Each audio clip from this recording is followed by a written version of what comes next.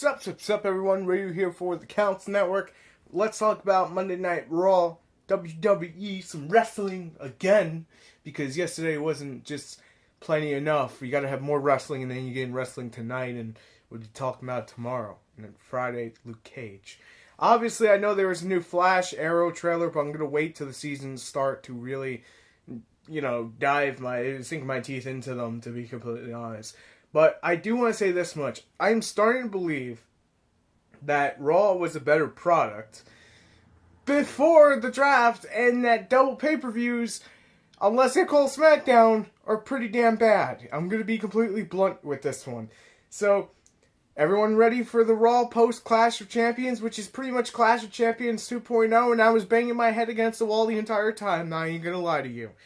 So, United States title went on the line for Roman Reigns versus Rusev. And yes, I know the debate was, I'm going to keep my politics out of it. I know the debate was ongoing when Raw was going, and they want to get that viewership into the people who are going to go, alright, you know what? I'm going to watch Raw instead because this is making my head hurt. Trust me, guys, you didn't miss none. But, here's my thing again. Okay, granted that Rusev and Roman Reigns double count out. Granted they did it that way, it still makes Rusev look tough. And granted that I guess they're trying to put more pristine behind the U.S. title, or they're just trying to give the Shield members, Seth Rollins held the belt last year, Ambrose the year before, and now Roman Reigns. And if we look at the world title, or Universal, however you want to say it, I think it's pretty much just the world title. Ambrose had it, Seth had it, Roman had it. Roman had it like 3 times, which was pretty nuts, if you count that 4-minute time that he had it. So, maybe that's pretty much why they're doing the U.S. title belt. It's pretty much the same thing they did with John Cena. Hey, look, whoever defeats this guy looks super duper good. But at the same time, I'm just like, come on, you want me to get behind Rusev, but again, it's like I said yesterday, I just can't when you book him like this, because it puts Roman over. And yeah, Rusev didn't get the 1, 2, 3, but still, it was a good match. It was a lot better than last night's match, I'll say that much.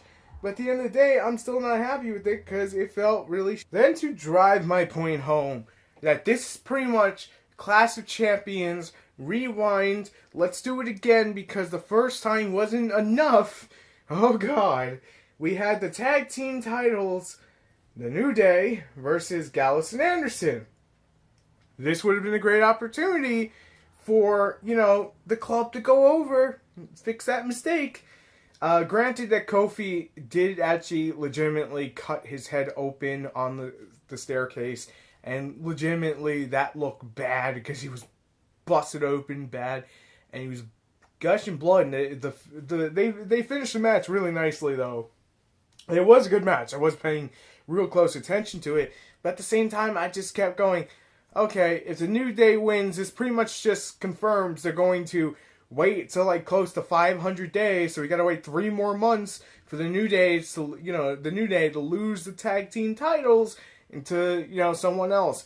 And that sucks, because honestly, you can keep the New Day as a tag team together, it's cool, but honestly, would it bring a breath of fresh air not to have them as, champions and have them going for the gold.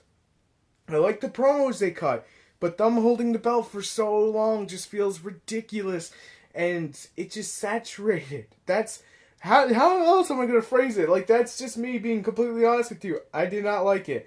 Bayley versus Anna Fields. Anna who?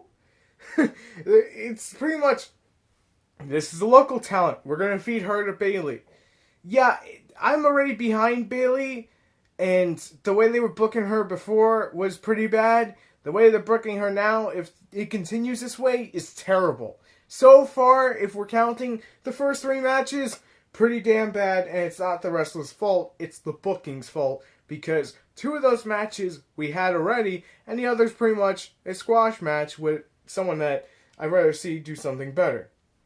And then, I do gotta admit, I was curious what the hell was going on. I thought they had something on the ropes to change the colors, but they legitimately, every time the cruiserweights come out, they legitimately take 5 minutes and change the ropes out to be purple or red. Okay, that's kind of funny, but you're just wasting time. Cedric Alexander, Rich Swann versus Drew Gulak and Lince Dorado. Sorry, I saw it's the Italian accent in me. But the thing is, I like the match. I like that they're putting focus on the cruiserweights, but I have some beef. I'm gonna just completely say it. Luke Harper was backstage. Emma was backstage. Paige was backstage. It's all over Twitter that they were backstage. Pictures, everything, just confirmed accounts that get stuff right all the time, and WWE is not using them. Here's my thing. Instead of giving us a squash match between Bayley and the local talent, it could have been Bayley versus Emma, and that would have been a hell of a match. Bayley versus Emma versus Paige in a triple threat.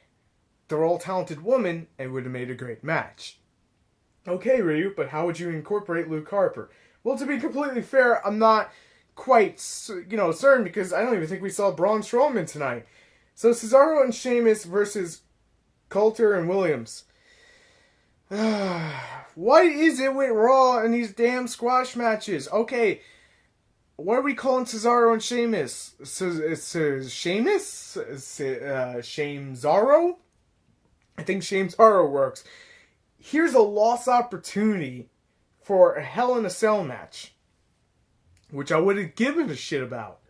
Made it the 11th one. Have him in Hell in a Cell, because that's the next pay-per-view, and you need Hell in a Cell. But most likely, if Seth Rollins is healed in time, we'll have Seth Rollins, Kevin Owens, title, Hell in a Cell. I look forward to it. But why just have one Hell in a Cell the day before Halloween? You could have had two. Cesaro and Sheamus winning? Yeah, okay. Woo. I just can't get behind it. It was terrible. It really was. The whole thing with Charlotte and Daniel Brooke, again. And then Sasha's like, I want my rematch one-on-one. And then, of course, Charlotte's like, next week. You want to know what's going to happen next week? The match is going to happen. Daniel Brooke's going to interfere. And then at Hell in a Cell, it's going to be a one-on-one. Daniel Brooke disqualified, banned from ringside. I'm legit, falling asleep talking about this shit. But I do it for you guys. Legit banned from ringside. And then, of course, the women will fight. What I would kill to see, but I don't think they would do it, is Hell in a Cell for the women. Because they hate each other, and that's what we're led to believe. Why not do it? TJ Perkins versus Tony Ness. I'm not too familiar with Tony Ness, but the match was great. The finish was clean. Okay, TJ Perkins with his 8-bit, music. That was pretty much one of the good parts for tonight. The highlight reel featuring Kevin Owens. Can we say that Chris Jericho currently is pretty much the best heel next to KO? I love KO, and Chris Jericho, I'm sorry, but you're like number 2 because KO is number 1. It's been that way. But honestly, I'm actually finding myself week after week, video after video that involves, Raw. I'm talking about Chris Jericho, and I like his segments. I like what he's doing as a heel. It's something different. It feels fresh. KO and Chris Jericho versus Big Cass and Enzo was the finish. I liked it. But the problem is, I gotta be honest, I believe we've seen it before, and that's part of the problem with the whole thing that we talked about saturation a few times, but Kevin Owens and Chris Jericho went over. Obviously, that's something that was pretty much bound to happen because KO is the champion, but here's my biggest disappointment. There's really no hype for next week outside of Sasha Banks versus Charlotte. Everything else, okay, the Braun Strowman, the Nia Jax, they kept them both off TV this week. Cool. You could have used Luke Harper in a match. I would have, what can we use Luke Harper for? Okay, he's a heel. Let's put someone on the roster who hasn't been out there tonight. Obviously Seth was injured, so that's not going to happen. Roman already fought. I think Titus O'Neil is on Raw because they don't use most of their talent because granted, it's cool to see the cruiserweights. Granted, I want to see the cruiserweight champion fight, but at the same time, you have 3 hours, less bullshit, more wrestling, more quality wrestling, and less squash matches make for a better product. But this Raw, honestly, was probably the worst in weeks. Just in the past couple of weeks. That's what I meant to say. I'm going so brain dead after watching Raw because it was literally putting me to sleep that I had to drink extra coffee. If I gotta be completely blunt and honest, the Enzo and Cass, Kevin Owens, and Chris Jericho was great. Kevin Owens on the highlight reel was great. TJ Perkins in the ring, the cruiserweights in general were great. Everything else was subpar. We didn't get to see Sasha fight, even though she was in ring gear.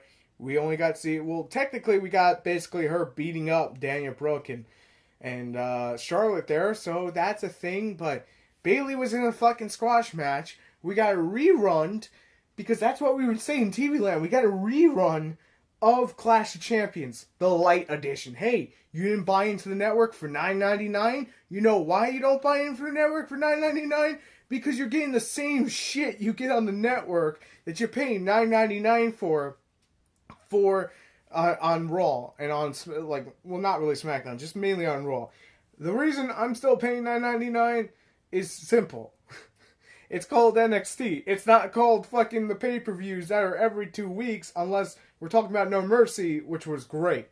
Well, actually, I'm sorry. I always confuse No Mercy with Backlash. Backlash was great. I don't know. There's too many pay-per-views for me to remember all the names. I'm sorry. It's going to happen.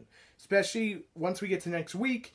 We have Luke Cage, we have Supergirl, we have Gotham, we have WWE. It's going to be tons next week, and obviously that's the week of Comic-Con New York, because I actually double-checked and I actually got my dates right, and I'm super excited because we're going to be there, but just be patient with us in our uploads, because things are going to be a little discombobulated on how things come out, and you may even end up next week getting 3 videos in a day. And I'm not trying to saturate the channel, but I just want to make sure that everything you've come to know on the Council Network and everything we're trying to grow out will actually come out on time.